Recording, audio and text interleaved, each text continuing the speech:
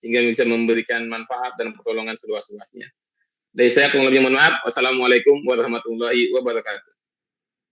Waalaikumsalam warahmatullahi wabarakatuh. Wah, Masya Allah sekali ya. Langsung saja kita berikan tepuk tangan yang meriah dari reaction yang ada di sini dengan reaction tepuk tangan ya.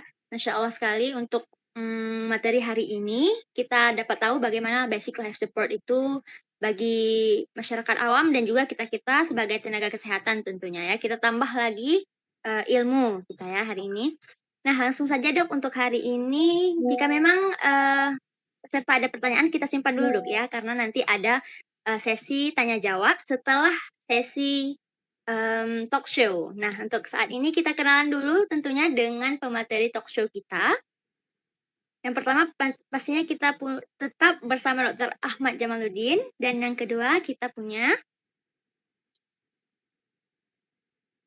we have consultant neuropsychiatrist and honorary senior lecturer in James Cook University in Queensland, Australia. He is a member of Royal College of Psychiatrists in UK and a fellow of Royal Australian and New Zealand College of Psychiatry. He is the Vice President of AIMA, or Australian Islamic Medical Association, and Vice President of AIMA in Queensland. And he is also a board member of TBMF, or Tropical Brain and Mind Foundation. His special areas of interest are brain injury, epilepsy, sleep and movement disorders. He enjoys taking special interest and active participating in community education on Islamic values and also teaching for mental health and wellness at individual and at societal level. Okay, now I would like to welcome our first speaker in our talk show, Dr. Omar Sharif. Assalamualaikum, Dokter. Welcome, Doctor. How are you today? I'm very well, thank you. Thanks for having me. You guys are doing a fantastic job. Okay, by the way, what time is there now? It's 1:15. Mashallah. Yeah. Okay, now, Doctor, I would like to invite our third speaker. He is the International Director of FIMA Lifesaver. He is a council member of British Islamic Medical Association and founding member of the Faculty of Medical Leadership and Management in London. He's also a lecturer on social media and history of medicine. We'd like to welcome Dr. Muhammad Wajid Akhtir. Assalamualaikum, Dr. Muhammad. Waalaikum assalam. Can you guys hear me? Yes, is it audible, Doctor? Okay, mashallah. What time is there now, Doctor? It's 2 hours before Fajr. It's still 4 o'clock in the morning. MashaAllah. Midnight webinar now. Okay, now we'd like to have our final speaker would like to accompany me as a woman here. We have an emergency physician who also holds position of medical lecturer at University Putra Malaysia. In addition to her clinical teaching roles, she served also in director of FIMA Lifesaver in 2023. She also demonstrating her commitment to advancing global health and emergency responses initiative. And she also actively pursuing a subspecialty in clinical simulation, reflecting her enthusiasm in innovative approaches in medical education and also training. Would like to welcome Dr. Nur Hafizah binti Abdul Salim. Assalamualaikum, Doctor. Waalaikumsalam warahmatullah. Thank you for having me. Salam sejahtera, everyone. Yeah, we also have Malaysian participants. Actually, we have more Indonesian participants and then Malaysian and also from Thailand we have. Okay, now would like to begin our talk show session. So we have several questions to ask for basically about basic lifesaver. So now I have several list of questions and then I will ask to some of the speaker and I will appoint which speaker will answer the question. Okay, first the question is, okay, why is it learning basic life support is really important in your personal opinion? Would like to start from the opinion of Dr. Omar. Yeah, thank you. It is a very valid question, and if we look at it at a moral level and an ethical level, how do I feel about if it seems wiser not to help someone?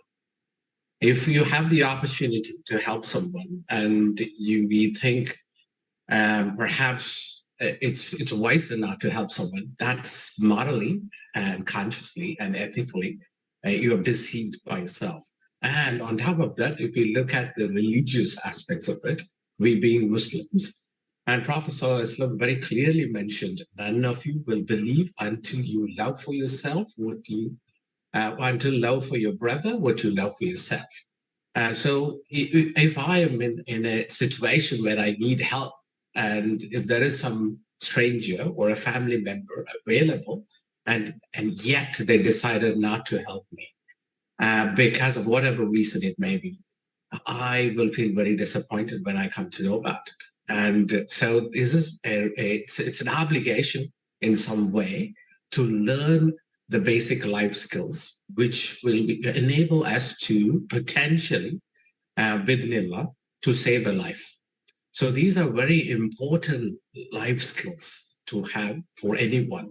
So BLS gives us the opportunity, the basic life support gives us the opportunity to actually help someone in terms of significant danger or some emergencies in their life.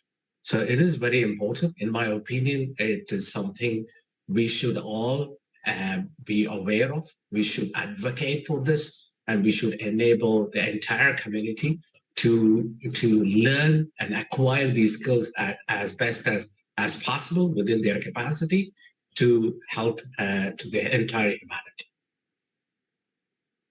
Okay, thank you, Doctor, for the answer. So basically, jadi kita jika memang kita sudah mempunyai kapasitas dan juga kapabilitas dan kesempatan untuk menolong orang, ya tentunya kita sebagai seseorang yang melihat hal tersebut terjadi, seseorang yang kemudian mendapatkan kejadian itu pertama kali, sudah seharusnya kita menolong orang tersebut. Dan diumpamakan di sini oleh Dr. Omar bahwasanya jika kita membutuhkan pertolongan, namun keluarga atau saudara atau teman-teman di sekitar kita tidak akan membantu kita, tentu kita sangat sedih, sangat kecewa, dan sangat sangat takut ya, karena tidak ada yang menolong kita. Di sini perlunya mempelajari basic life support ini untuk kemudian saling membantu dan saling sigap untuk kejadian-kejadian yang dapat membahayakan tentunya. Okay, thank you, Doctor. We're coming to our next question. How is public awareness in your country regarding basic life support? It is also still neglected, or it is really important in your country? Is that for me? Yeah. Assalamu alaikum. Waalaikumsalam. I will tell you some statistic, and I want you to remember it, and I want you to tell it to other people. There's only a few cities in the world where everyone has to learn basic life support. Only a few in the whole world. One is Seattle in America. If someone's heart stops outside, on the street, in their home, in the shop, in Seattle, their chance of survival is more than 30%. More than 30% chance, inshallah, that they will be able to still be alive because the ambulance will come and it will save them. Because people are doing CPR. Everyone knows CPR. The school children, they know CPR. The shopkeeper knows CPR. Everyone knows CPR. In London, where we are, where I am in the UK, the chance is about 10%. It's because some people know CPR, but most people, they do not know it. But we have a lot of hospitals in short space. In Nigeria, in Lagos, in Malaysia, it's 1%. The chance of survival is 1%. Because almost no one knows CPR. In Indonesia, in Pakistan, it's closer to 0%. 0%. Right? How many millions of people are in Jakarta? How many millions of people in Yogyakarta? anyone has a not heart attack, cardiac arrest, their heart stops, it's nearly 0% chance of survival. This is a big problem in the whole world. It doesn't cost money to learn CPR. It's free. This is information. It's in our head. It's in our brain. All of us, we have it, right? We just need to share it with our fellow people, and we can start saving lives straight away. So this is a statistic you need to learn. We need to change this 0%, inshallah. This is what you guys are doing. You're going to change this 0% into 30% minimum, inshallah. It's possible. We just need to work together. Oke, Masya Allah ya. Jadi intinya bagaimana sebenarnya di Seattle ya sudah ada 30% kemungkinan itu akan selamat orang yang kemudian mendapatkan atau mengalami kasus henti jantung atau masalah pernapasannya. Itu di Seattle 30%, sedangkan di Malaysia itu baru 1%, dan bahkan sangat disayangkan ya untuk di Indonesia sendiri itu masih 0%. Jadi diharapkan dengan mengikuti webinar ini dan kemudian nanti akan ada pelatihan basic life support di tanggal 30 yang akan kita lakukan di beberapa tempat di Indonesia, itu akan meningkatkan persen dari 0% setidaknya kita menambah lah ya jadi 1 atau 2 atau 3%. Kemudian lambat laun pelan-pelan kita akan mengejar Seattle yang sudah mencapai 30% untuk persentase keselamatan bagi pasien yang mengalami kasus dengan hal yang serupa. Mungkin kita dapat satu perspektif lagi ya dari negara Malaysia sendiri bagaimana menanggapi hari ini. Okay, Doctor, how do you think about what is the statistic of mention from Dr. Wajid before, Dr. Nur? Thank you for the question. Actually, there is a study done. That was in 2015. The study is done. They're looking at out of hospital cardiac arrest in 7 Asian countries. In that study, they found that for Malaysia, actually during this study, they did in Malaysia, they did in 3 states. So in Malaysia, it's found that 22.6% of cardiac arrest victims receive bystander CPR. It's actually still low, and we still have a lot to improve. But during the years that I was involved in FIMA Lifesavers, I'm seeing more and more people joining our program. That means the awareness is there. People are getting more and more aware. They know that the knowledge is important. In fact, during the the previous COVID pandemic, we had to adapt our face-to-face program to an online program. And with this online program, we still receive many participants. So the thing is, what we as our healthcare provider, what we need to do is to reach out to more and more people to educate these people.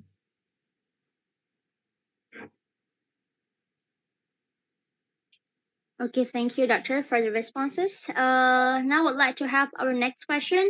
What is the very basic criteria? Maybe it's already mentioned before in our webinar. Maybe Dr. Jamal will also answer this. What is the very basic criteria for someone who really need basic life support? Thank you, Ms. Lona, for the question, and I'm very thankful that here with Brother Wajid, we have a long history before in Lifesaver. But actually, the criteria is for rescue is very simple. If we have someone who's unresponsive and not breathing, then this victim has cardiac arrest. And just ask for help and do the CPR. Even for the rescuer, it's getting more simple for every guideline. Even untrained rescuer is encouraged to do chest compression, and it will be a lot better if we can train a lot of people. At least we give awareness to help people instead of them not trained at all. Thank you. Okay, thank you for the response, Dr. Jamal. So we have a lot of some of criteria that we have di sini. Ada beberapa kriterianya. Bisa dari gangguan dari pernafasannya, henti jantung ataupun serangan jantung, dan beberapa hal yang telah disebutkan tadi di materi webinar kita. Nah, selanjutnya we'd like to continue our next question. What are the important things that we must to concern in giving basic life support, especially we are as a society who really don't know how to perform this? Okay, maybe Dr. Omar will answer this. Yeah, so the thing is, basic life support is something which we talked about, that it is important to, which can enable to protect a life. So what is required is the knowledge itself. It is a very basic skills, and it could be instilled even at children level. As Brother Wajid said in Seattle, everyone knows how to do the CPR and to recognize what is danger and how to intervene and call for help. So basically, before starting CPR, we should ensure the place is safe to do so. And if you have a co-responder or a co-rescuer, then you could actually designate or delegate them to call for help, so that the emergency is already being sought for, and the professional help is on its way. But what we have to understand when we are looking at someone who is unresponsive, not breathing, so if we have these tools, we are enabled to actually protect or preserve them. Let's assume preservation happens. So we are preserving the life until the professional help comes on to it. We are talking about if you're a lay rescuer, and if you have a co-rescuer, a co-responder, you could actually ask them to help within the process if we are getting tired with regards to doing the effective CPR. And once when we can preserve the life, then we can actually prevent that their life becoming deteriorated or the situation becoming deteriorated. Hence, we are also promoting recovery. So these are the 3 P's of BLS. So we are trying to do, so what is required is just the safety of the place and having the skills to deliver the basic life support to enable the person to be able to get a medical help until you stabilize and preserve the life until the medical help arrives the scene. So it doesn't require much of tools or anything like that, unless if there is an AED available, then obviously as a lay rescuer, you can utilize the automatic devices, which are self-explanatory. We don't need much of training. However, these kind of education, the training, what we are providing through Lifesavers will help our congregation to know about how to recognize, how to start the chain of survival process, and if needed, how to use an AED as a lay rescue. Thank you. Okay, thank you, Dr. Omar. So basically, jadi hal yang perlu diperhatikan untuk melakukan basic life support ini adalah dari knowledge ya, dari pengetahuan kita. Kemudian ini harus terus ditambah pengetahuannya bagaimana cara mengenali, menyadari bahwa itu memang kasus yang harus dibantu segera.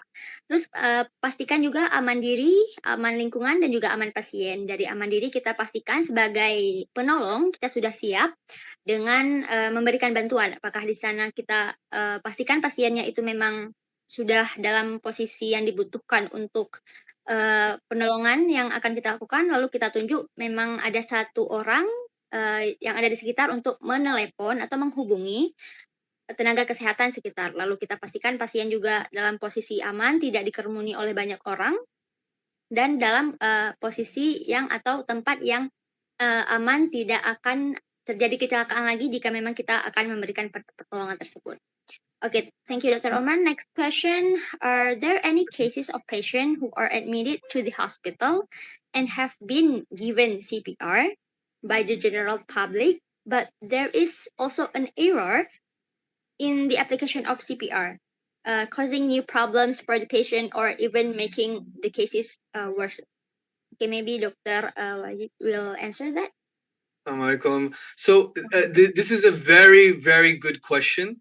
And actually it tells you what something is even sometimes more important than the knowledge. You need to, because you're all the leaders, yeah? I'm not speaking to the general public, I'm speaking to the leader. You have to give them not just the knowledge, because we can send them an email. We can send them a video. Why are we sending them you? You are there to give them confidence. Yeah? You need to give the people confidence that when they are doing CPR, that it's necessary that they do CPR, and they should not worry. They should not worry about what if I break the rib? What if this happened? What if that happens? It is extremely rare. In fact, I have never heard of a situation that someone has done CPR and has made something worse. Right? This is so you need to give them the confidence that don't worry, you cannot make it worse. Don't worry. It's better to do, if you are not sure, do CPR. If you are not sure, do CPR. Give them the confidence. That's your job. That's why I'm saying that when you teach them, don't teach them like Assalamu alaikum. You have to like this and very very boring way. You have to be loud, excited, and tell them real case. I'll give you an example. I was teaching in the masjid, and I like to make a scenario, make it real, not just like it's a fake. So I told the imam, there was few imam, I told one, okay, someone, while in the prayer, they fall down and they have cardiac arrest. So the imam goes, okay, I'll do CPR. Second one, I said, okay, someone in the shop, he falls down. They go, okay, then they do CPR. Third one, I said, someone on the street, she has fallen down and she has CPR. The imam said, but it's a woman, so I'm not going to touch a woman. So I said, Imam, she will die. This is someone's daughter. This is someone's sister. This is not the time for a mahram, non-mahram question. This is CPR. You have to save her life. He said, okay, yeah. So you have to make it fun. You have to make it interesting for them. Give them confidence, number one. I want to add something to this question. Also, please hear maybe your opinion about that last cases about women being the passion or the Can I add something to the question? Rana? Sure. There's this question that I'm often asked from participants. What if during CPR, the victims, when I do CPR on the victim, the person's ribs get fractured? What do I do? Will I get in trouble for that? So here's the thing. The important thing to remember is that, like Brother Wajid said, it is to save the patient's life or the victim's life. If you don't do CPR, the patient is not going to survive at all. So if you do CPR and the patient survive, rib fractures can heal like any other bone in the body. So don't hesitate to perform CPR if you ever need to. And it can be really a life-saving difference for someone. Yeah. Okay, maybe you can add more, Doctor. Please add about how about if the woman being the patients or the victims in the cases. What is your opinion about someone is trying to reject, give their help for those victims? If I answer your question correctly, that means the rescuer do not want to give help to a woman because it's mahram, right? Yes. Is that the question? Yes. Which is more important, saving life or just let the woman die? So if you don't do anything and you have the capacity to do so, and you don't do it, won't you be asked why you didn't do it? So the most important thing to remember is that even though the person is mahram, then you have the capacity and the responsibility to save the victim's life, instead of thinking that the woman is a mahram. The other thing is, if you want to preserve modesty, it is okay if you cover, your surrounding area, get help for others to cover. If there is, the first thing is get help. If there is a female rescuer around, you can get them. If the relative is not comfortable with that, but if there's no one around and you are the only one, the only rescuer, then it is your responsibility to save the victim. That will be my opinion.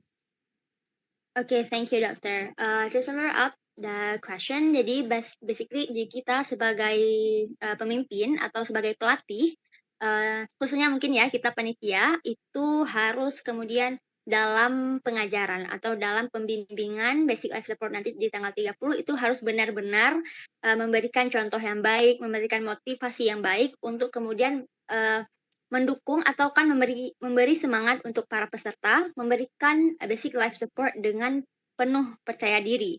Jadi walaupun kemudian nanti seperti yang Dr. Nur sampaikan bahwa akan ada patah atau cedera tulang atau retak tulangnya, itu tidaklah mengapa daripada kita membiarkan pasien atau korban tersebut mati, meninggal, tidak ada bantuan sama sekali dari kita, padahal kita bisa, cuman hanya karena ada keraguan itu, kita tidak memberikan pertolongan tersebut, dan itu memberikan dampak yang fatal bagi pasien atau korban yang mengalami kasus yang membutuhkan pertolongan. Jadi oleh karena itu, kita sebagai pelatih lagi-lagi dititik beratkan untuk memberikan motivasi yang lebih kuat kepada para peserta basic life support nantinya. Dan tambahan lagi untuk kemudian jika ada korban wanita, tidak perlu risau, tidak perlu ragu, tetap berikan pertolongan tersebut. Kesampingkan dulu apa mahram dan sebagainya, karena memang ini keadaan darurat ya, yang memang diperbolehkan untuk menolong sesama kita sebagai seorang muslim juga tentunya, walaupun non muslim juga tentunya kita tetap akan bantu selagi kita bisa dan sudah mendapatkan pelatihan tersebut. Okay, last but not least, our question is each of the speaker maybe should have your own opinion about what is your insight or what is your suggestion for us, for basically our societies now about learning basic life support, to give more attention. What is the thing that we should really concern in giving basic life support? Maybe we're starting from Dr. Jama.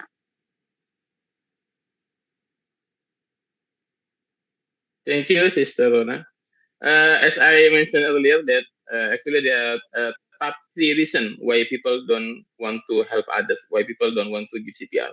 The first is because they feel they're not capable enough. They don't have knowledge and skill.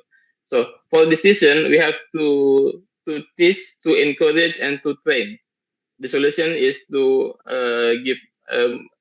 give enough confidence for people to help others. The second reason is because they are afraid of the infection. So for this reason, we have to tell the people that the risk is very low. We have other techniques that makes people can help others by hands-on CPR. And the third reason is because they afraid of sue by law or by other people because they're doing something wrong. So actually, there is only 15 countries in the world that have law to protect people that give first aid to other people. So I think this is one of the things that we need to collaborate with government and also other people that concerned about the first aid. So if we want to teach people, we have to know what the hambatan the thing that makes them not to have. So this is one of the strategies. The training must be tailor-made according to the socio-economy and also according to the age and also the background of the participants. Thank you, Sister Lona. Oke, thank you Dr. Jamal. Jadi sedikit masukan dari Dr. Jamal bahwa kita memang harus benar-benar tahu, paham dan juga mengerti, benar-benar lakukan pelatihan nanti, ikuti pelatihan nanti dengan sepenuh hati tentunya, kemudian kita bisa melakukan pertolongan dengan baik, dan walaupun memang risikonya ada beberapa risiko yang akan terjadi tentunya, tapi tetap lakukan hal itu karena sebagai bentuk pertolongan yang pertama kali kita lakukan. Dan di sini juga saran dari beliau perlu adanya kerjasama tentunya dengan pihak pemerintah untuk kemudian menjadikan kegiatan ataupun proses pertolongan ini menjadi lebih penting, lebih diangkat lagi isunya, mengingat tadi persentase yang disebutkan oleh Dr. Wajid, memang kita masih 0% dalam pelindungan untuk ataupun pertolongan untuk korban. Okay, now we'd like to have the opinion of Dr. Omar Sharif. How is this still the same question? What is your insight or your suggestion for the societies where we're performing the basic life support? Thank you, sister. So I just want to reflect on all the other speakers have beautifully rated. So this is an opportunity for knowing basic life support. As a society, we should be excited and should be keen to learn and to acquire these life-saving skills. These are not just skills, these are life-saving skills. We are in a position to save a life of a father or a mother or a spouse or a child or a grandparent. Now, that person we are saving, who might be the only breadwinner of that family, who's so vital and important in the family. And that person may be in the prime of their life. It's not cardiac arrest only happens to elderly people. It can happen to any people. And more stats are indicating it's happening to younger and younger populations. So it is important as a Muslim, one, as a human being, we should do that. But as a Muslim, we hold higher responsibility to do this, because Prophet has clearly said we can't actually ignore it. It's not just responsibility, it's an obligation. And that's what we have to instill in our society. And we have chosen mosque to do this, because it is almost to basically give the mosque that it is the place where the academia evolved and developed. From Fez in Morocco. And so we are basically taking back the academia to the mosque, and we are teaching in the mosque to the congregation. So instilling them with what is the incentive? Why do we do? Giving them the purpose and value of what is basic life support. That is the key bit. Second bit is, as the speaker said, it is giving them the confidence. It is very important to give them the confidence, and the confidence comes with the skill sets, with the knowledge, what they are going to get from there as well. So the confidence comes, like there are many countries we have good Samaritan laws, where if the lay rescuer doing the rescue with good intent, with good faith, help, and still they end up having a fracture of the rib or anything, that the good Samaritan law under the Civil Liability Act will protect us. So that Good Samaritan law exists to reduce the hesitancy, the bystanders' hesitancy, to help who are in need and to protect the bystanders' good faith. So there are laws available to protect. So we need to instill this confidence to tell, hey, you are in the position to do it. And maybe just this act, what we've done to save somebody's life, we have spent 15 to 20 minutes. Maybe that might be a source for our salvation, to go to Jannah. So what else we could actually need more than this? Thank you. Oke, Masya Allah. So basically dari sini kita dapat kesimpulan kalau dari Dr. Umar itu sendiri ini memberikan CPR bukan hanya sebuah skill ya, bukan hanya sebuah keterampilan atau ya bukan hanya sebuah keterampilan, namun ini memang benar-benar lifesaver atau penyelamat hidup seseorang. Kita menjadi wasilah ataupun ya perantara dari Allah untuk kepada seseorang yang mendapati ataupun mengalami kasus yang sangat butuh pertolongan, kitalah yang seharusnya menolong orang tersebut, menjadi penyelamat hidup orang tersebut. Yang kedua, tentunya lagi sama dengan yang disebutkan tadi, tetap jadilah orang yang percaya diri untuk melakukan hal tersebut, untuk memberikan basic life support terhadap orang-orang yang membutuhkan pertolongan. Dan yang terakhir, kenapa kemudian kita tetap melakukannya di masjid-masjid untuk kemudian menjadi amal jariah kita juga untuk kemudian dapat menjangkau masyarakat yang lebih banyak dalam cakupan yang lebih luas juga, dan kemudian diharapkan dengan memberikan pertolongan basic life support ini bisa menjadi salah satu jalan masuknya kita ke surga Allah. Amin ya rabbal alamin.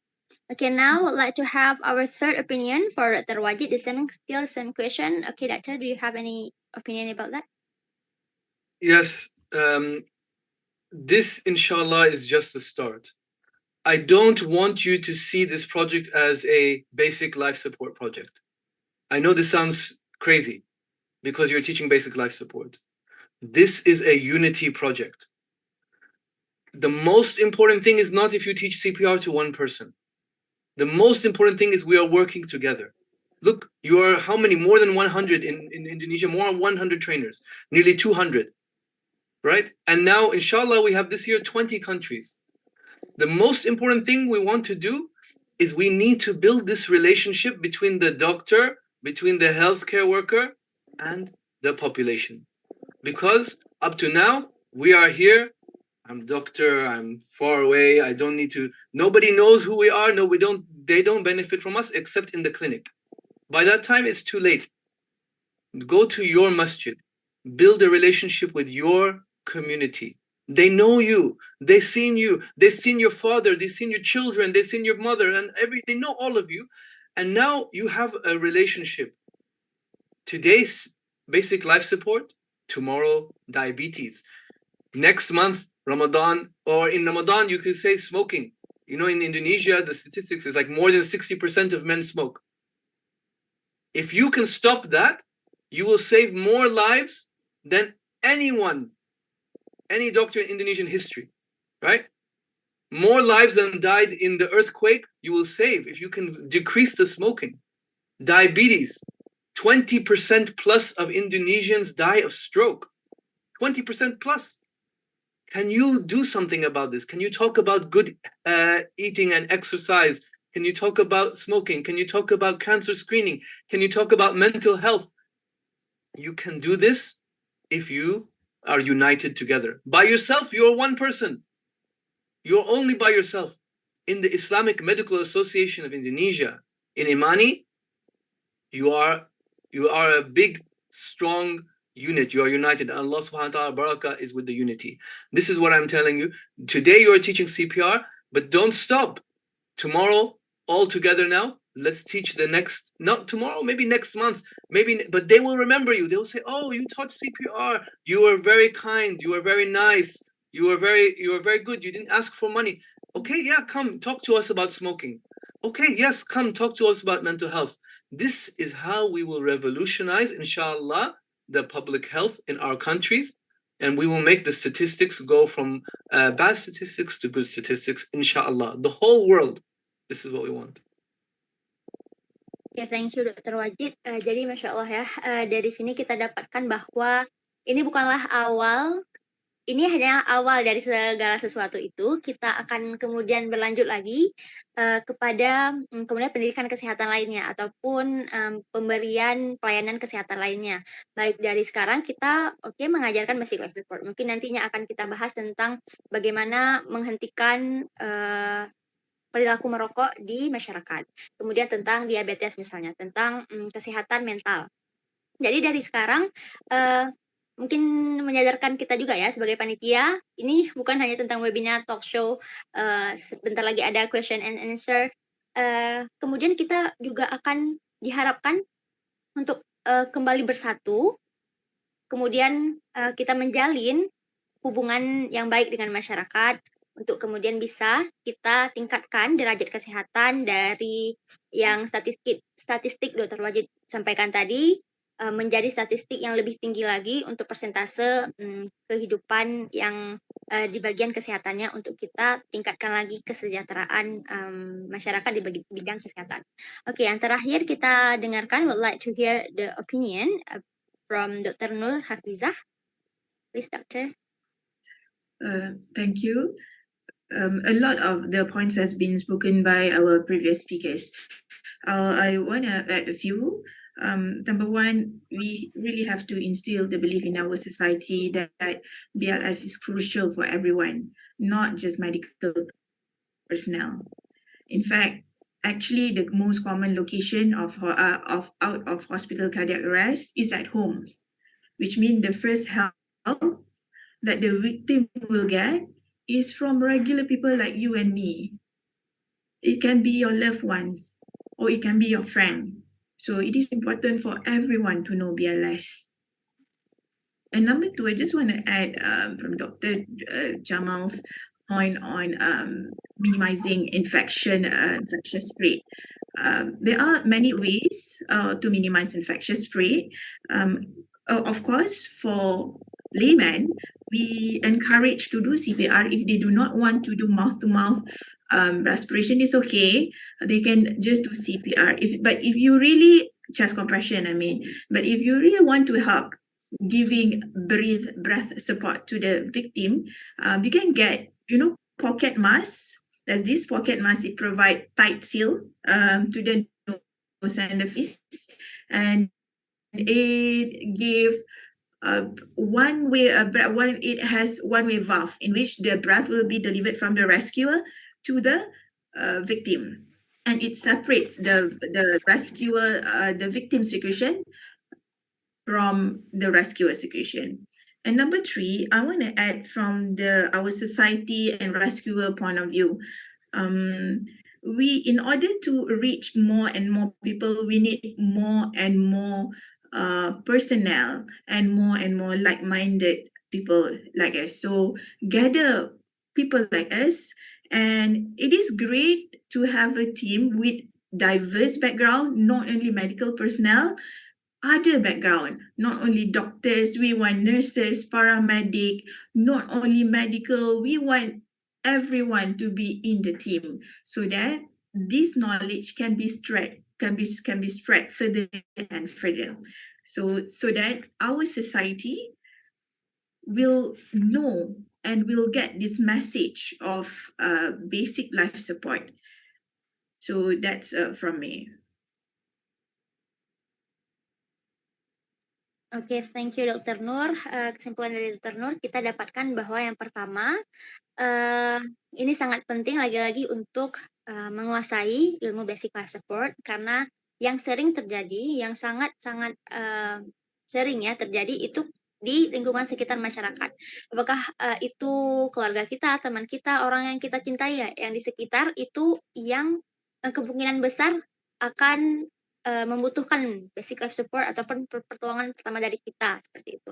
Jadi jangan sungkan, tentunya harus kita tolong dan juga harus kita kuasai ilmu tersebut. Yang kedua, jika memang kita tidak ingin melakukan mouth to mouth pertolongan respiratory atau pertolongan pernapasan, kita bisa kemudian akan diberikan back valve mask atau BPM untuk pertolongan pernapasan tersebut. Dan yang ketiga, tentunya dengan adanya basic life support seperti ini yang kita ajarkan di masjid-masjid, akan meningkatkan kesadaran masyarakat untuk kemudian kita harus bersatu, tidak hanya dari para medis, kita butuh banyak sektor, kita mau sektor-sektor dari kesehatan, ekonomika, teknika, atau apapun itu, bersatu bersama, menyadari bahwa basic life support ini sepenting itu, sebermanfaat itu, dan sebermakna itu untuk lingkungan kita, terutama untuk kita sendiri dan keluarga kita yang tersayang. Baik, that's all for today's talk show. We'd like to going to our last session, which is question and answer. So, jika ada pertanyaan, langsung saja bisa di on mic untuk bertanya atau langsung chat di kolom chat. Bisa dalam bahasa Inggris, bisa dalam bahasa Indonesia, tidak masalah. Kita langsung akan buka 2 pertanyaan tercepat. Apakah ada yang ingin bertanya?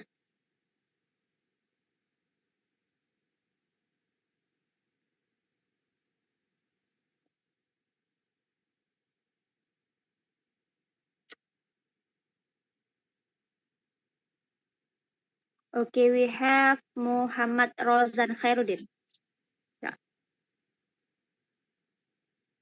Okay, thank you very much to moderator and all of doctor about the opportunity. I have a question about CPR for rib fracture. Okay, what should be our approach if we encounter a cardiac arrest patient with a rib fracture? Because I had discussion with medical experts who advised that CPR should still be performed despite the rib fracture because it can be repaired after the heart restarts.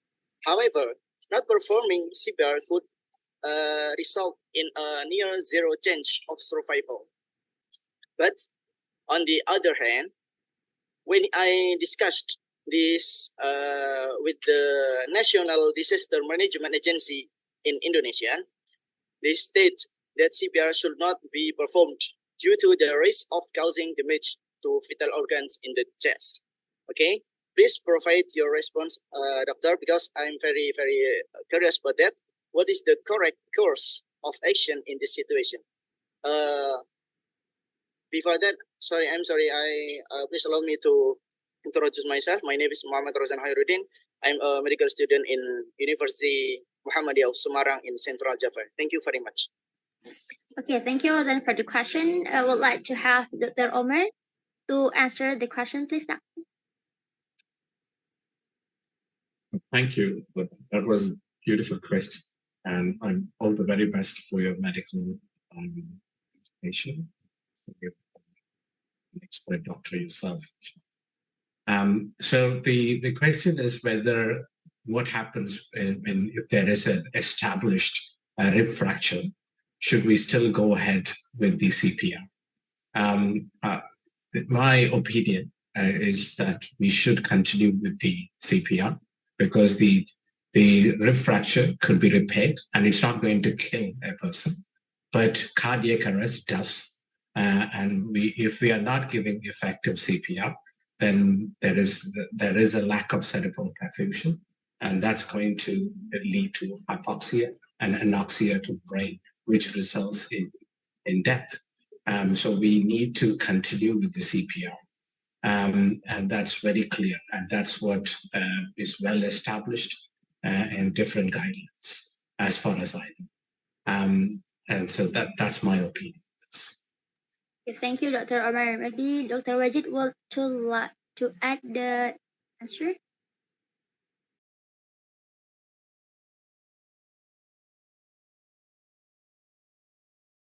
Sorry, every guideline. Look, no one can tell you it's you know because you might damage the rib, he should die.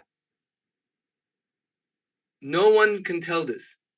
Like, who said this? And whoever said this, find out and then make them change it, because already people are, I might hurt him. Hurt him, for God's sake, hurt him. He will be alive and he will complain. Okay, but he'll be alive.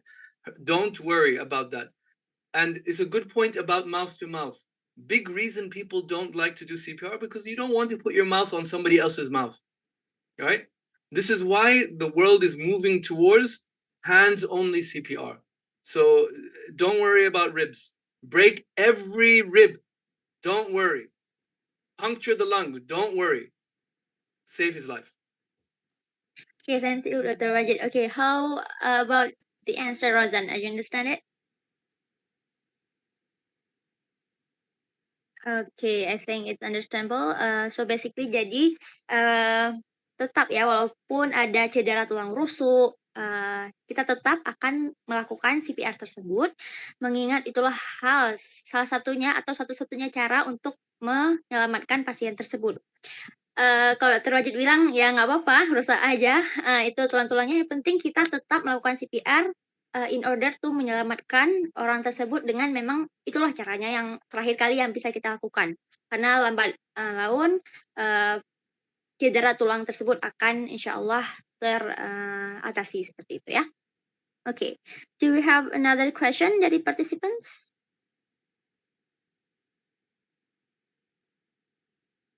Anyone want to ask a question?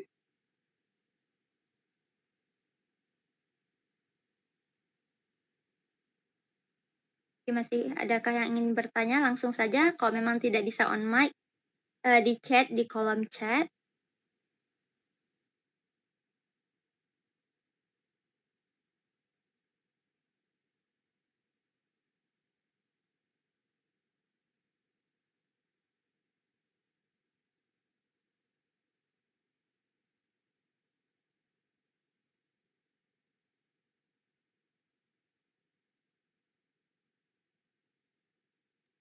So I think there's no more question because I think it's really clear for today's talk show and webinar. Okay, we have from Ilham.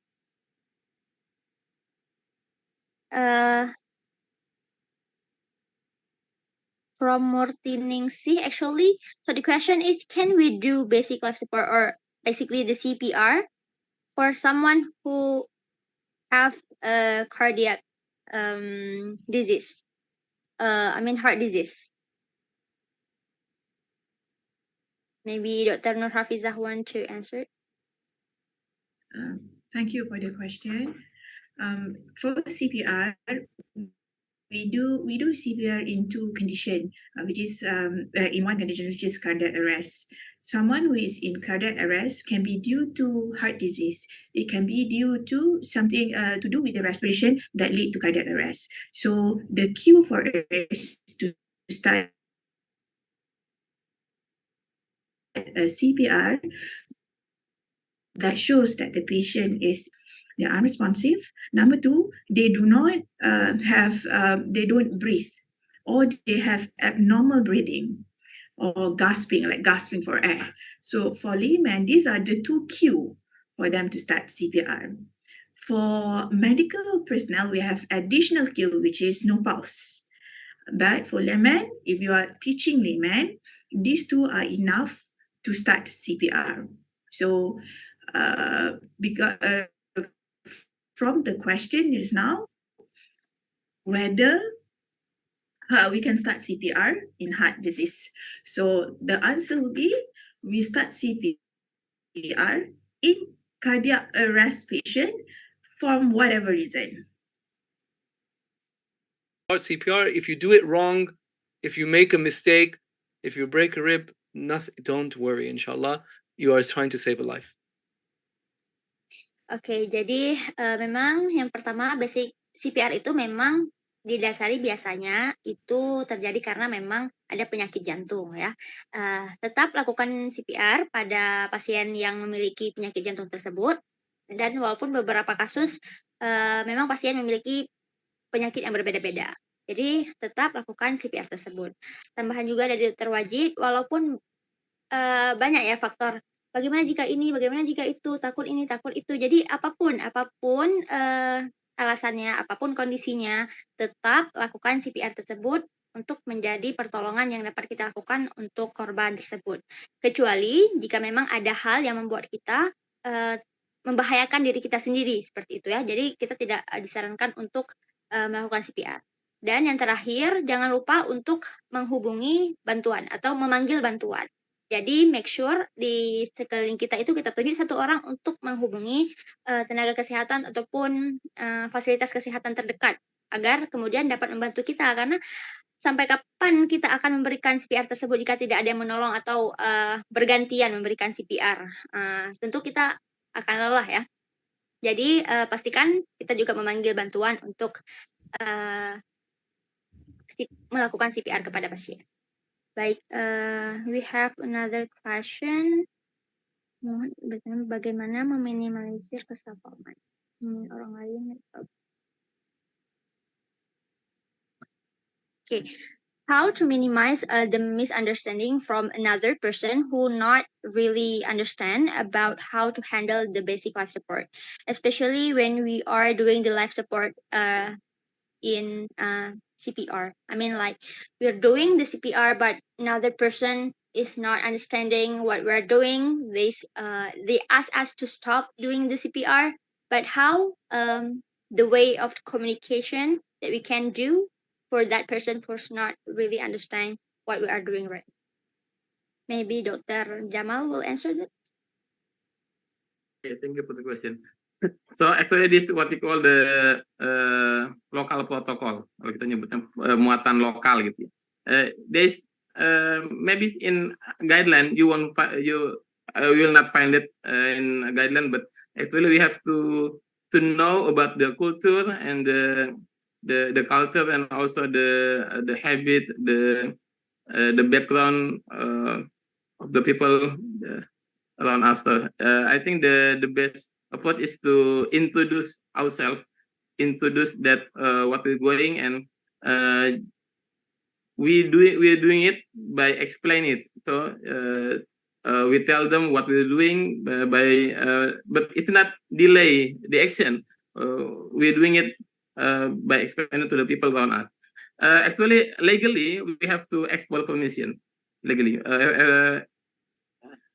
Especially for the children or for the other people that have their parents or their other families. But we also have to, we can export permission quickly and also explaining that we are professional, we have been trained, and we tell the people that we are going to help them. Thank you. Okay, thank you Dr. Jamal. Jadi cara untuk kemudian mengkomunikasikan hal tersebut dengan orang yang belum paham, tentunya kita harus mengenali atau memahami dulu budaya di sekitar yang telah dianut oleh masyarakat. Jadi bagaimana cara komunikasinya, bagaimana adat istiadat yang telah berlaku di situ, kita komunikasikan bahwa apa yang kita lakukan ini sudah benar, kita sudah certified, kita sudah terlatih, kita juga sudah mengikuti pelatihan. Jadi memang apa yang kita lakukan itu sudah seharusnya kita lakukan pada saat itu. Namun pada saat penjelasan itu kita juga tidak menunda pemberian pertolongan. Jadi nggak kita jelaskan dulu panjang lebar, itu pasiennya sudah sekarat. Jadi sambil memberikan pertolongan juga kita tetap menjelaskan kepada orang tersebut bahwa memang ini harus segera dilakukan. Jika tidak, pasien akan kehilangan nyawa karena inilah salah satu-satunya pertolongan yang dapat kita lakukan. Dan tentunya seperti Dr. Wajid bilang sebelumnya bahwa kita harus tetap panggil bantuan dari fasilitas kesehatan agar membantu kita kemudian mengganti ataupun menolong pasien tersebut. Okay, that's all for today's question and answer, I think. Now would like to have our next session, which is the certificate handover for our speaker. Would like to have the committee to hand it on to Dr. Ahmad Jamal. Please diterima. Ya, terima kasih. Thank you very much. Sebentar dok, ini akan ada foto bersama. Panitia bisa tolong dibantu?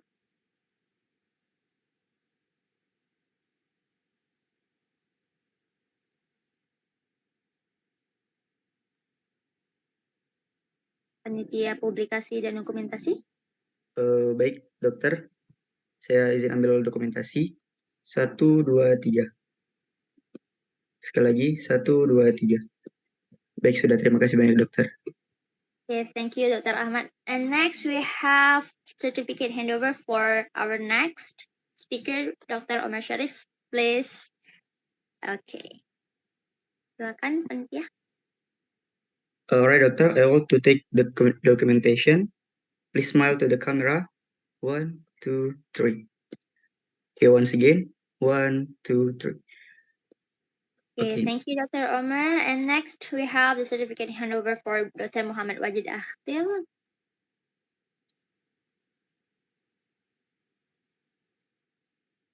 Okay. Silakan. Okay, dokter.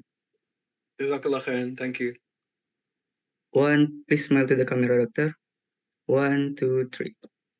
Okay, once again. 1, 2, 3. Okay, doctor. Okay, last but not least, our speaker, Dr. Nur Hafizah binti Abdul Salim. Okay, doctor, please smile to the camera. 1, 2, 3. Okay, once again. 1, 2, 3. Okay, doctor. Thank you. Thank you. Okay, thank you very much for the committee who already handed over the certification for today's. So here for the disclaimer, why we actually doing the webinar and talk show and question and answer session. We really encourage you guys to join us on our training for basic life support in your area. So we will like to conduct start from Aceh until that other area in Indonesia, like in Masjid Raya Baitur Rahman, in Masjid Istiqlal, and another places in Indonesia also. So thank you very much, Doctor, who already for your time and also your experience, your knowledge that you already shared to us. That we really hope that we can meet in another session. Hopefully, we can meet in an offline session and attending in communicating this event. Okay, thank you very much. Thank you, Dr. Omar, Dr. Jamal, Dr.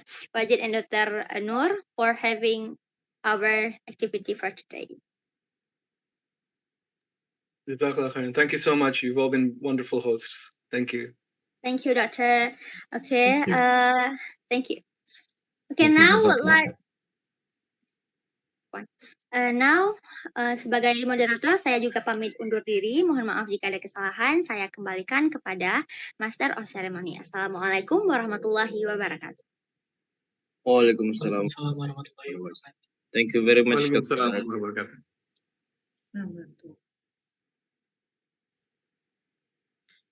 Selanjutnya, kami himbau kepada seluruh peserta webinar dan talkshow Bantuan Hidup Dasar untuk kita melaksanakan post-test sejenak kepada panitia untuk dapat mengirimkan link evaluasi. Next, we urge all participants in the webinar and talk show on basic life support to carry out a past test to the committee to send an evaluation link.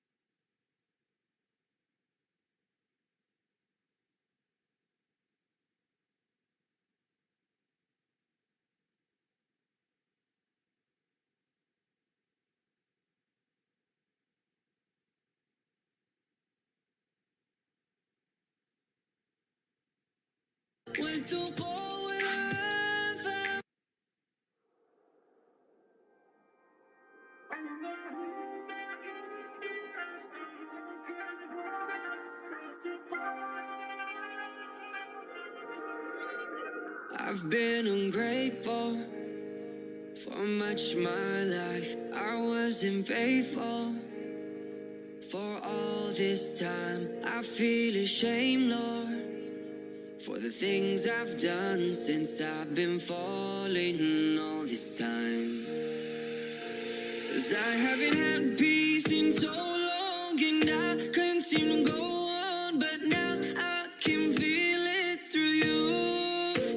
And I will never and ever forsake anything, and I'll follow this path back to you. Allahumma inni as'aluka al-huda wal-tuqa wal-afafa wal-ghina. Allahumma inni as'aluka al-huda wal-tuqa wal-afafa wal-ghina.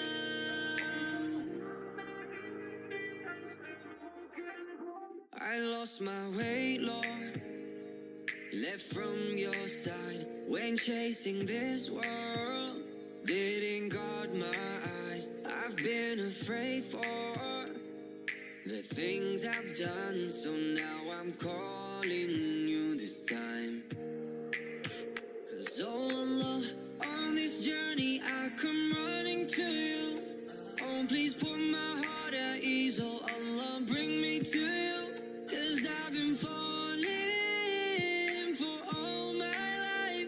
I've been waiting for you now. 'Cause I haven't had peace in so long, and I couldn't seem to go on, but now I can feel it through you. And I will never and ever forsake anything, and I'll follow this path back to you. Allahumma inni as'aluka al-huda wat-tuqa wal-'afafa wal-ghina. Allahumma inni as'aluka al-huda wat-tuqa wal-'afafa wal-ghina.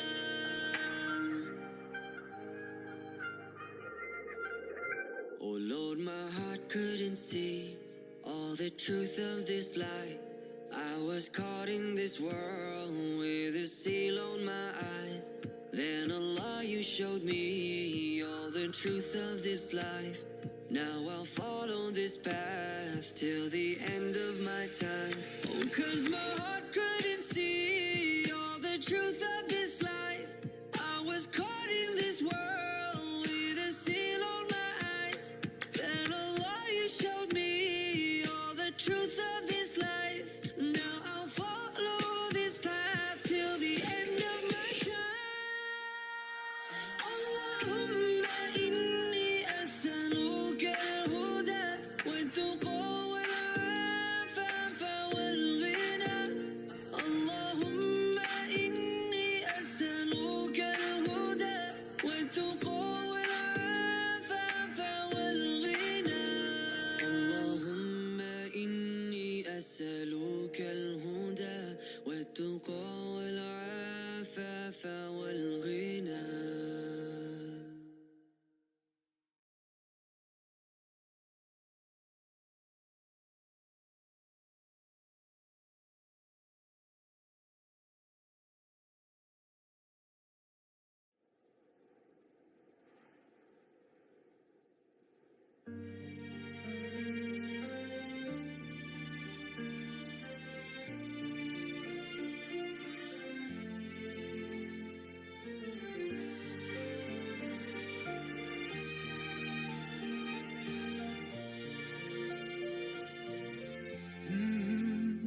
يا من صليت بكل الأنبياء، يا من في قلبك رحمة للناس، يا من ألفت قلوبا بالإسلام، يا حبيبي يا شافعي يا رسول الله، بأمي وأبي فديتك سيدي، صلاة وسلام عليك يا نبي. حبيبي يا محمد أتيت بالسلام والهدى محمد. حبيبي يا محمد يا رحمة للعالمين يا محمد، يا من حليت حياتنا بالإيمان، يا من بجمالك علمت الإحسان،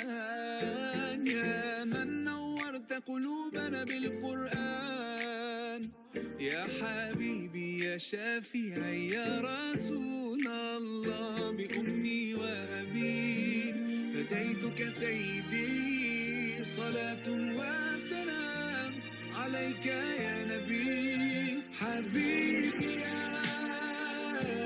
محمد أتيت بالسلام والهدى محمد. حبيبي يا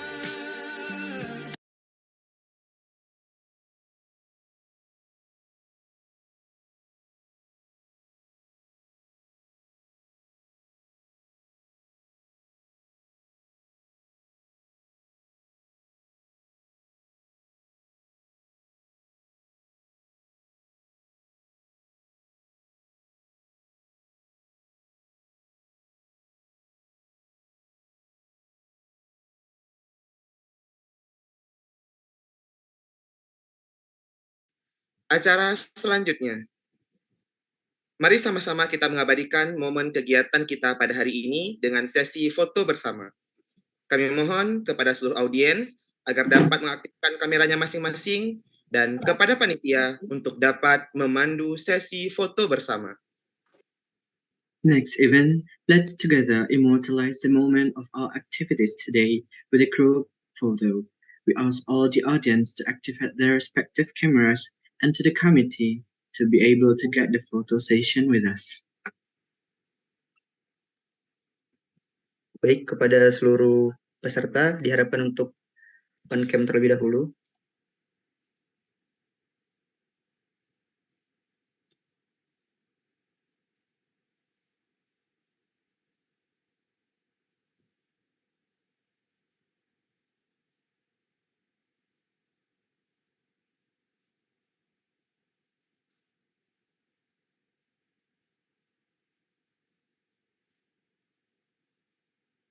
Baik, saya izin untuk mengambil gambar slide 1, 1, 2, 3.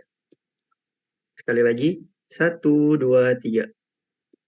Baik, selanjutnya di slide 2, 1, 2, 3. Sekali lagi, 1, 2, 3. Baik, terima kasih.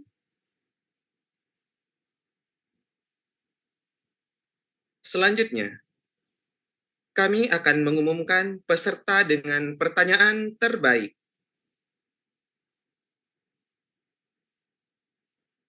Adapun peserta dengan pertanyaan terbaik jatuh kepada Muhammad Rozan Khairuddin. Selamat kepada Muhammad Rozan Khairuddin.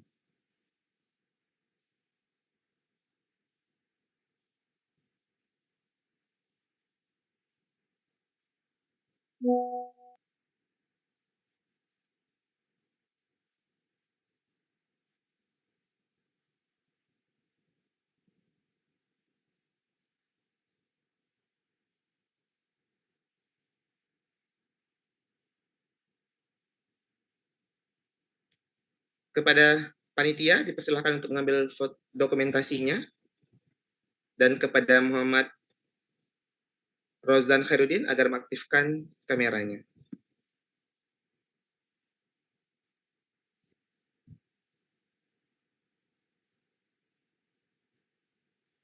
Baik. Baik, 1, 2, 3. Baik, sekali lagi 1, 2, 3. Ya, selesai. Terima kasih. Acara selanjutnya, pembacaan doa. Dalam hal ini akan dibacakan oleh saudara kita Diva Mardevian. Next, the prayer reading. In this case, will be read by Diva Mardevian. To you at the time and place we invite you to. Assalamualaikum warahmatullahi wabarakatuh. Waalaikumsalam. أعوذ بالله من الشيطان الرجيم. بسم الله الرحمن الرحيم. الحمد لله رب العالمين. حمدا شاكرين حمدا ناعمين حمدا حامدين حمدا يوافي نعمه ويكافئ مزيده. يا ربنا لك الحمد ولك الشكر كما ينبغي لجلال وجهك الكريم وعظيم سلطانك. اللهم صل وسلم وبارك على سيدنا محمد في الأولين والآخرين، وصل وسلم على آله وأصحابه الطيبين الطاهرين. اللهم إنا نسألك رضاك والجنة ونعوذ بك من سخطك والنار.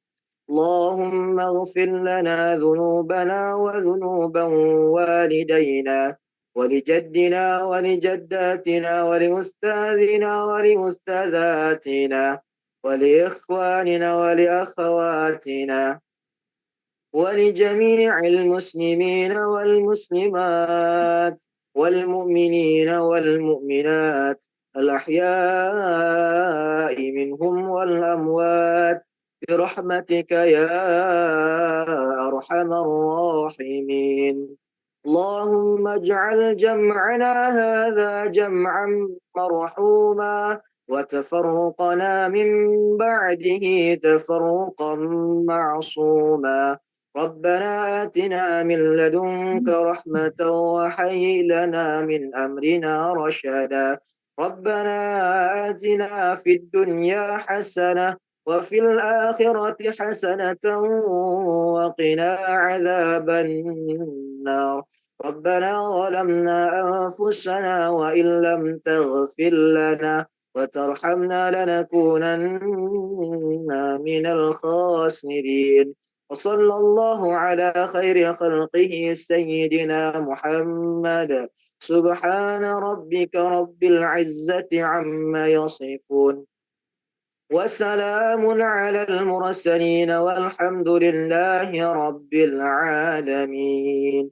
آمين يا رب العالمين. السلام عليكم ورحمة الله وبركاته. Waalaikumsalam warahmatullahi wabarakatuh. Amin, amin, ya Rabbal Alamin. Dengan berakhirnya pembacaan doa, maka berakhir pula rangkaian acara kita pada hari ini. Kami selaku Master of Ceremony mewakili seluruh panitia yang bertugas. Mohon maaf atas segala kekurangan. With the end of the prayer reading, our series of events for today also ends. We, as Master of Ceremony, on behalf of the committee, apologize for any shortcomings. Billahi taufiq wal hidayah. Wassalamualaikum warahmatullahi wabarakatuh. Waalaikumsalam Waalaikumsalam warahmatullahi wabarakatuh.